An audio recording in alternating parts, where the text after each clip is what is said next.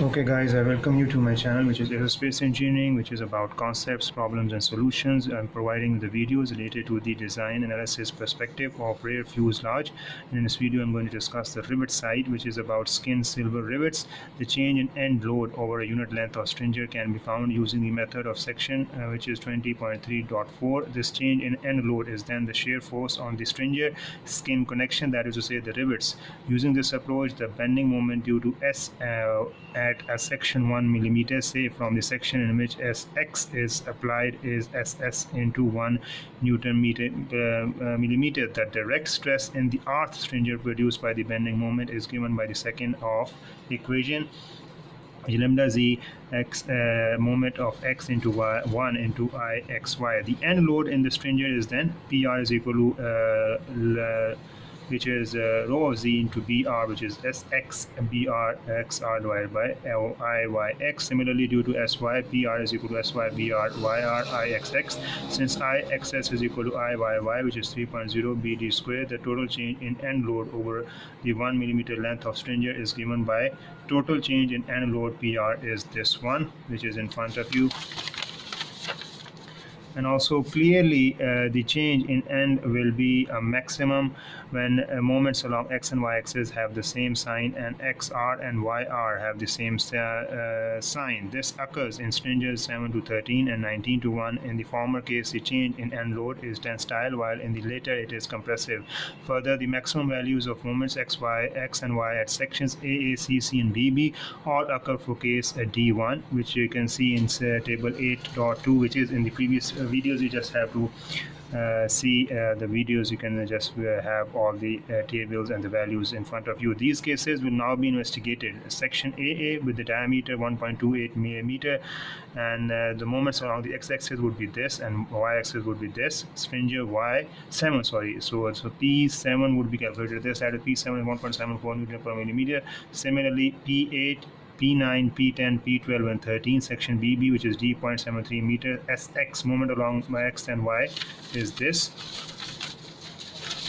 which will definitely be covering. Okay, so P7 to till P13 you find the values by as per the table and also by the moments.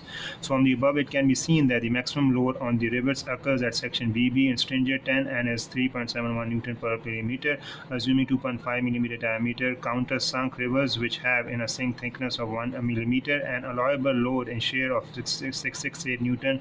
The number of rivets per meter given by N is 3.71 into 10 raised to power 3 divided by 668 into 5.6, 6 rivets per meter. However, this would give a rivet pitch of approx 167 millimeter, which is not sufficient to ensure a rigid structure. Therefore, 2.5 millimeter diameter rivets will be used at a pitch of 25 millimeter.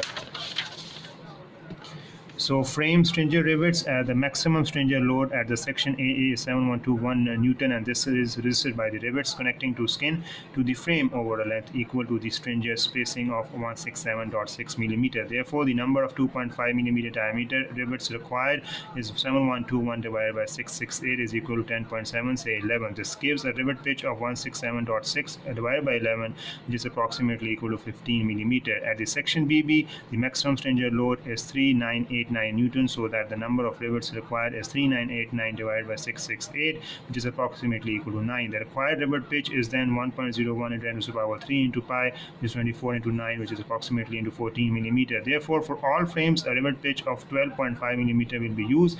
The layout of a quarter of the rear fuselage is shown in figure A13, with the detailed design shown in figures A14 to A to E. These are the figure I have discussed the frame. These are detailed frame 1, section on A, B, C, D, E. This is the frame and this is the frame 1 also with the elevation from port side. Stringer type A, that is 20.5 millimeter. This is A. And then you can see this is the lip cutaway, which is skins from previous section overlap when necessary.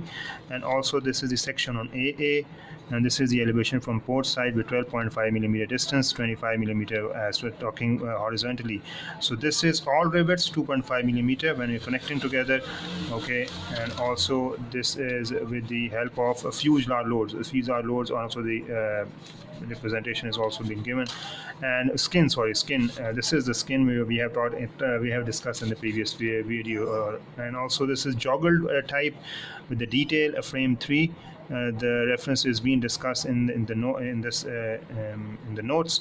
So this is joggled one section on AA and talking about the fuselage section, and when there's stringer type B, 25 millimeter when it is connected like this, and it is detail 4 and frame 4 on that they both are on elevation on port side. And then you have what these are: frame 5, elevation on port side, section on A, B, C, D, E, A, with 16 millimeter, 5 millimeter, 6 millimeter, that is 125 millimeter, that is 25 millimeter, and also this is 6 millimeter, 5 millimeter, 6 millimeter, that is 12.5 millimeter. Skins from previous section overlap where necessary. Brackets as shown, material 1.2 millimeter thick, number of 24, rivets 2.5 millimeter, diameter mushroom, which is figure detail 5 and frame 5, rivets 2.5 millimeter and countersunk, and that is the thickness. So this is how it has to be taken as such, with the frames, with the diagram, with the details diagram in front of you, and you can easily see what is the rivet side or skin silver rivets. This is how it has to be done. This is how it has to be performed. We have discussed in detail the design analysis of rear fuselage, and I hope that is enough for you guys to build up a scenario to take it to another level, to take it in the form of animations, in the form of modeling, in the form of 3D, 4D modeling, any type of modeling. Give it in a form of a presentation, provided in front of your, the professors.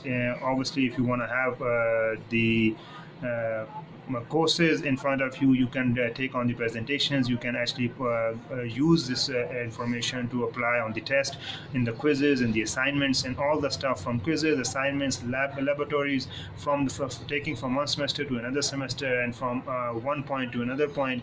You can easily apply all these concepts, and you can see that where and how you can stand and how you can improve from one point to another. And that is the discussion, that is the main point. If you want to have the presentation in front of your classmates, in front of your professors, when you have also the thesis, and if the research work is done in terms of in front of a board, if there's a board, if there's a thesis available, there's a lot of work needed to be done when you are actually completing your studies, when you are completing your work, when you are completing your professional work, even in an office environment. When you are talking about in an office environment, if you are working in an office environment, you are completing all the tasks on a regular basis as per the requirement of the organization, and according to the following set rules and standards, or by the following ethical rules and professionalism, showing the professionalism at the organization. You can easily find the solutions. You can easily find what are the problems, what are the main points that needs to be discussed, that needs to be resolved from your superiors, from your managers, from your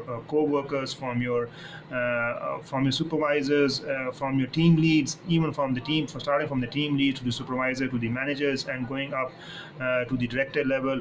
At any point you can see that this is just the crux of doing things from the research level to the post-research level, and from the post-research level when you're talking about in the industry, when you're moving out in the industry, when you're working with a different environment, you're working in a hectic environment, when the pressure is on. Obviously, when you are working in a public limited company, when you're working as in a very huge companies, obviously all the needs of that company, the policies need to be followed, and you can easily see that how you can actually resolve all the problems already been handled or already been provided in the form of the notes, in the form of your in the form of your studies, in the form of your work.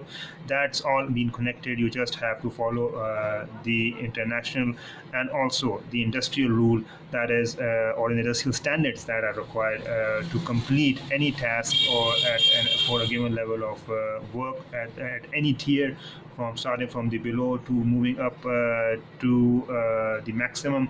The tiers, the requirements of the tiers, and your peer, the peers also needs to be worked out. So the peer pressure is there. If there is a peer pressure, if the peer requirement is there, so you have to work out according to your tiers, according to the as per the peer, obviously. So you can see that how it has to be done. So this is probably the most accurate way of doing the things as per the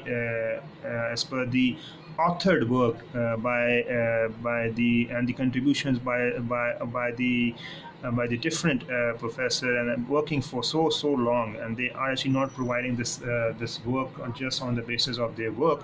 They are actually just doing it on the basis of their interest, on the basis of their passion as well.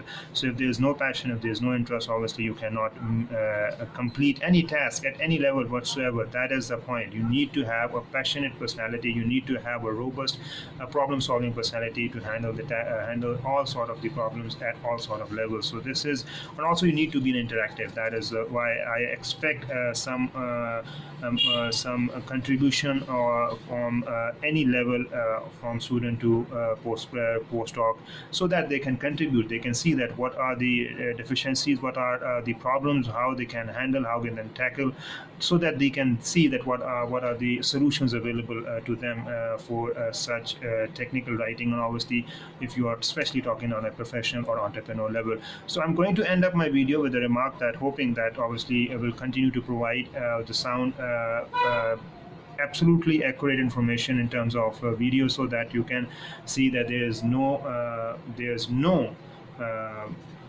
actually loophole in terms of the information provided. There is no loophole in terms of any requirement. There is no deficiencies. There is no such work that needs to be taken or moved for betterment. That is just the point that I want to say. So you just have to keep in mind that this is just a point of advancing, point of moving towards an entrepreneurship skill, and also moving in a better way that help you guys to work in a very professional manner. So I'm hoping to have your contribution, obviously, in terms of the comments. So I'm going to end up my video. For your next video, take care a lot of yourself, and have a nice day.